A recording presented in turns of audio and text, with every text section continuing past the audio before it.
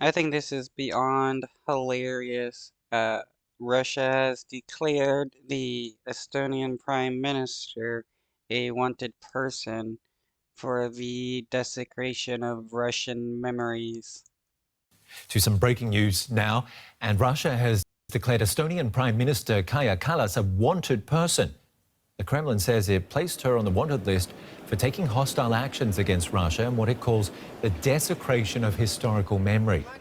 Moscow has long criticized Estonia What is the desecration of historical memories? What does that even mean? for removing Soviet-era monuments.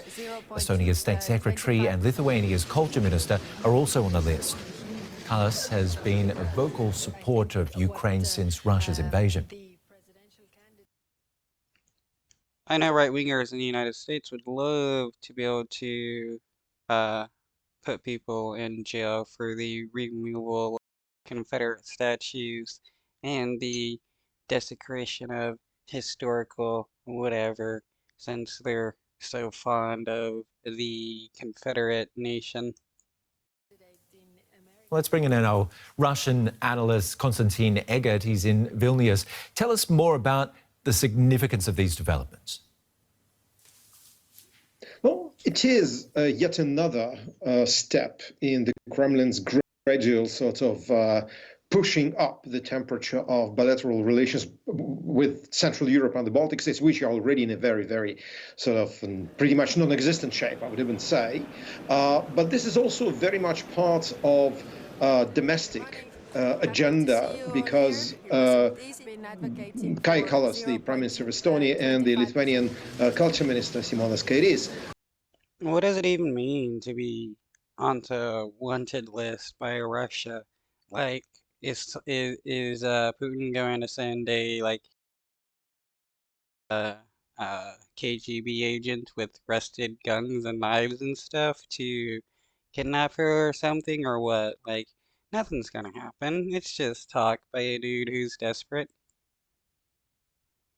Are accused of desecration of monuments. I'll explain what it means. It means that basically the Soviet army monuments that are considered in the Baltic states to be monuments to occupiers are being removed and put in, let us say, special museums where they display statues of totalitarian period. At the same time, most of these statues do not have any graves nearby, so there's no desecration. Actually, in rare cases when there are graves, soldiers are reburied in military cemeteries. So this is quite a bit of a bending of reality by the Kremlin in order to remind the domestic audience that this fight against the West, as Putin describes it, is also about fighting for what is considered to be, quote unquote, sacred memory of Russia.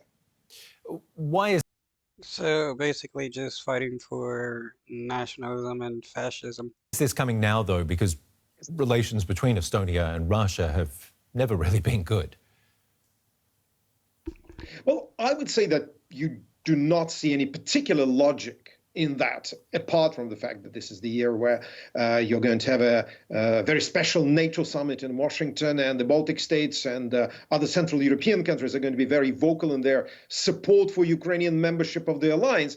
But I would say this type of action will definitely rekindle here in the Baltic states debates about the potential Russian invasion, whether it's imminent or not. And this after what, let's say, President Trump, or former President Trump, said a few days ago about not coming to the aid of Europe in case of Russian attack, is basically very contextual here. And I think that we're going to see quite a bit of debates about why the Russians did it.